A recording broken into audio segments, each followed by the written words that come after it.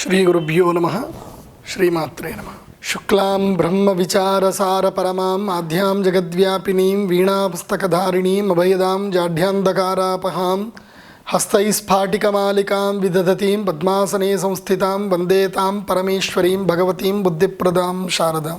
Joshi TV ప్రేక్షకులకు స్వాగతం.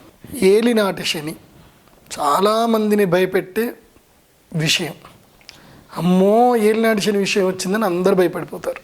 అసలు శనిగ్రహం ఏంటి, ఏలినాటి శని ఏంటి, ఇది మంచికా చెడుకా, దీని గురించి విశ్లేషణాత్మకంగా తెలుసుకుందాం. నీలాంజన సమాభాసం రవిపుత్రం యమాగ్రజం ఛాయామార్తాండ సంభూతం తం నమామి శనైశ్చరం. ఇది శనైశ్చర గ్రహానికి సంబంధించిన కీలకమైన శ్లోకం. శని అంటే అర్థం ఏంటి? నెమ్మదిగా వెళ్ళేటువంటి వాడు అని అర్థం. మొదలు ఖగోళంలో శని యొక్క స్థానం ఏంటి తెలుసుకుందాం. భూమికి 7వ గ్రహము శని గ్రహం. అంటే చాలా దూరంగా ఉంటాడు. ఆ శని మొత్తము భూమి చుట్టూ ప్రదక్షిణ చేయడానికి మన మానవుల యొక్క ఈ సూర్యోదయ సూర్యాస్తమ కాలమాన ప్రకారం, ఈ లెక్కల ప్రకారం చూసుకుంటే 30 సంవత్సరాలు పడుతుంది. 30 సంవత్సరాలు శని ప్రదక్షిణ చేస్తాడు. 30 సంవత్సరాలకు ఒకసారి ఆయన తిరుగుతాడనమాట. అంటే మేషరాశి నుంచి ప్రారంభం చేసి మళ్ళీ మేషరాశికి రావడానికి ఆయనకు మొత్తం 30 సంవత్సరాలు పడుతుంది. ఇది మనకి తెలిసింది. ఇప్పుడు శనిగ్రహం యొక్క కారకత్వ లక్షణాలు తెలుసుకుందాం. శని దుఃఖకారకుడు, శని దుఃఖాన్ని ఇస్తాడు. అలాగే బ్రహ్మజ్ఞానకారకుడు, బ్రహ్మజ్ఞానాన్ని ఇస్తాడు. అంటే బ్రహ్మతత్వాన్ని చెప్తాడు. శనికి అధిష్టాన దేవత బ్రహ్మదేవత. ఇంకా ఎవరు కూడా శనికి అధిష్టాన దేవత లేరు. సృష్టికర్త అయిన బ్రహ్మనే శనికి అధిష్టాన దేవత. శని యొక్క తత్వము దుఃఖతత్వము, బాగా మొండివాడు. శని యొక్క జాతి శూద్ర జాతి. ఆయన యొక్క వాహనము కాకి. ఆయన వర్ణము నీలవర్ణము. నీలాంజన సమాభాసం అంటే నీల అంజన సమాభాసం అంటే నీలిరంగు నలుపు రంగు కలిసినట్టుగా ఉండేటువంటి కాంతితో ఉండేటువంటి వాడు. రవిపుత్రం యమాగ్రజం, రవిగ్రహం యొక్క పుత్రుడు. యమాగ్రజం యముడికి అన్నయ్య అయినటువంటి. ఛాయా మార్తాండ సంభూతం, ఛాయాగ్రహానికి మరియు సూర్యదేవునికి ఇద్దరికి కూడా పుట్టినటువంటి వాడు. తం నమామి శనైశ్చరం, మెల్లిగా వెళ్ళేటువంటి అతనికి నేను నమస్కారం చేస్తున్నాను అని శ్లోకార్థం. అసలు ఈ శనిగ్రహం ఏంటి, ఈయన లక్ష్యం ఏంటి, ఈయన పని ఏంటిది, అసలు గ్రహాల్లో ఎందుకు ఈయన పెట్టారు అంటే, ఇప్పుడు ఎక్కడైనా భగవంతుని యొక్క సృష్టి చాలా అద్భుతంగా ఉంటుందండి. ఆ సృష్టి అర్థం చేసుకోవాలంటే మనకి కాదు, మన వల్ల కాదు, కొన్ని జన్మలు ఎత్తాలి. ఋషులందరూ ఇప్పటికీ యోగినోయం విచిన్వంతి క్షేత్రాభ్యంతరవర్తినమని చెప్పి ఇప్పటికీ ఆ భగవంతుని యొక్క తత్వం తెలుసుకోవడానికి ప్రయత్నం చేస్తున్నారు. కానీ నేను మీకు ససూక్ష్మం కొన్ని విషయాలు చెప్పడానికి ప్రయత్నం చేస్తాను. ఇప్పుడు ఒక సెల్ బాడీ తీసుకుందాం. ఇందులో మొత్తం ప్రపంచం అంతా ఉంది. సెల్ బాడీ అంటే జీవకణము అని అంటాం. అందులో గార్గి ఆపరేటస్ అండ్ మైటోకాండ్రియా ఇవన్నీ కూడా ఉంటుంది. దాంట్లో ఒకానొక పదార్థం కూడా ఉంటుంది, చచ్చిపోయిన కణాలన్నింటిని. అందులోనూ కొన్ని కణాలు ఉంటాయి, ఆ చచ్చిపోయిన కణాలన్నింటినీ కూడా తినేది కూడా ఉంటుంది.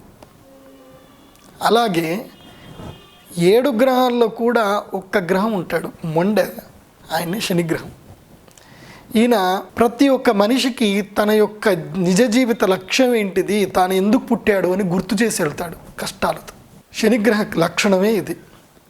ప్రతి ఒక్క మనిషికి జీవితంలో 3 సార్లు వస్తాడు శనిగ్రహం. 90 సార్లు కదా, 90 సంవత్సరాలు అంటే ప్రతి ఒక్క మనిషికి 100 సంవత్సరాల ఆయుష్ అనుకుందాం. అందులో 3 సార్లు. ఎవరైనా పుట్టినప్పటికి నుంచే ఏలినాటి శని ప్రారంభమైంది అనుకోండి, వాళ్ళకి కంపల్సరీ 3 సార్లు వచ్చినట్టే. కొంతమందికి అదృష్టవశాత్తు రాదు, 60 సంవత్సరాలకి వాళ్ళు పోతారు కాబట్టి 3వ సారి రాదు. కానీ 2 సార్లు అయితే నిక్కచ్చిగా తప్పకుండా వస్తుంది ప్రతి ఒక్క మనిషికి ఏలినాటి శని. సరే, ఏం చేస్తాడు ఏలినాటి శని వచ్చినప్పుడు? ఏలినాటి శని అంటే 7.5 సంవత్సరాలు. అంటే ప్రతి ఒక్క రాశిలో 2.5 సంవత్సరాలు తిరుగుతాడు. అంటే 30 సంవత్సరాలు అంటే 30/12 చేస్తే కనుక ప్రతి ఒక్క రాశి అంటే 30 డిగ్రీలు ప్రయాణం చేయడానికి ఎంత టైం సమయం పడుతుంది? 2.5 సంవత్సరాలు. 2.5 + 2.5 5 సంవత్సరాలు. ఇలా మళ్ళీ ఇంకొక రాశిలోకి వెళ్తే 7.5 సంవత్సరాలు. ఇప్పుడు ఉదాహరణకి వ్యక్తి యొక్క రాశి మేషరాశి, ఇప్పుడు ప్రస్తుతము ధనస్సు రాశి లోపల వస్తున్నాడు, ఇప్పుడు బయలుదేరుతున్నాడు, ధనుసు రాశిలోకి ఎంటర్ అవుతాడు జనవరి 26కి. అంటే ధనస్సు రాశి వారికి 2.5 సంవత్సరాల ముందు ఏలినాటి శని వచ్చింది. అంటే వృశ్చిక రాశి లోపలికి శనిగ్రహం అడుగు పెట్టినప్పుడు ఏలినాటి శని ప్రారంభమైంది. ఆయన మకర రాశి దాటి వెళ్ళిపోతే ధనుసు రాశి వారికి ఏలినాటి శని పోతుంది. ఇప్పుడు వృశ్చిక రాశి వారికి ఏలినాటి శని 5 సంవత్సరాలు గడిచిపోయి ఇంకా 7.5 సంవత్సరాలకు ప్రారంభమవుతుంది. ఇది శని యొక్క ఏలినాటి శని ప్రభావం. అంటే ఏ వ్యక్తికైనా సరే 7.5 సంవత్సరాలు ఉంటాడు. ఈ 7.5 సంవత్సరాలు శని ఏం చేస్తాడంటే మొదలు 2.5 సంవత్సరాలు ఏం చేస్తాడు అంటే మొత్తము నష్టపరుస్తాడు. నష్టపరిచి ఏం చేస్తాడు? మీకు ఏమీ లేకుండా చేస్తాడు. ఏలినాటి శని ప్రారంభమైందంటే నెత్తి మీద శని ఉందని అర్థం. కోపము, ఆందోళన, అశాంతి, తొందరపాటు నిర్ణయాలు, ఆరోగ్య పాడైపోవడము, కొట్లాటలు జరగడము, ఇవన్నీ కూడా ఏలినాటి శని నెత్తి మీదకి రాగానే జరుగుతాయి. తర్వాత 2.5 సంవత్సరాలు అయిపోయింది. రెత్తి మీద నుంచి ఎక్కడికి వస్తాడు అంటే కడుపు మీదకి వచ్చాడు అంటే ఎట్లా ఉంటుందనంటే ఇక స్నేహితులు ఎవరు, బంధువులు ఎవరు అన్నీ తెలిసిపోతాయి ఇక మనకి. ఎందుకోసం? కష్టం వచ్చినప్పుడు బంధువులు ఉండరు, ఇక సుఖం వచ్చినప్పుడే డబ్బులు, మిత్రులు, బంధువులు. కష్టం వచ్చిందంటే ఎవడు రాడు. అప్పుడు ఈ ప్రపంచం పోకట మొత్తం మీకు అర్థమైపోతుంది.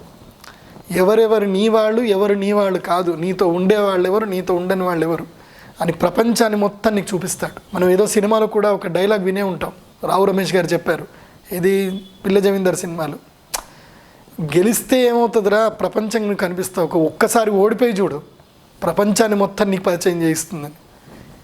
అలా శనిగ్రహం పరిచయం చేస్తాడు ప్రపంచాన్ని. జన్మలగ్నంలో జన్మస్థానంలో శని ఉన్నప్పుడు కడుపు మీద ఉంటాడు శని. అంటే ఆకలి వేసినప్పుడు తెలుస్తుంది పదార్థం విలువ, అన్నం విలువ.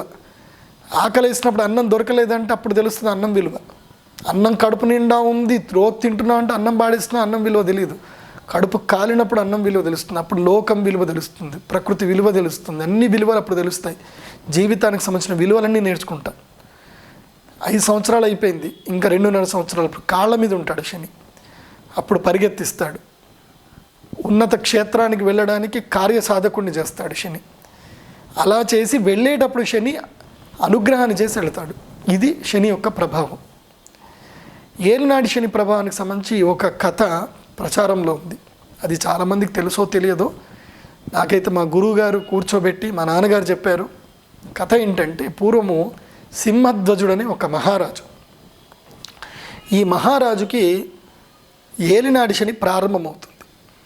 అది కాకుండా ఈ మహారాజు యొక్క స్థానం ఏంటి అంటే, ఆయన యొక్క నక్షత్రము పునర్వసు నక్షత్రం, మిథున రాశికి సంబంధించి. వృషభ రాశి లోపలికి అడుగు పెడుతున్నాడు శనిగ్రహం.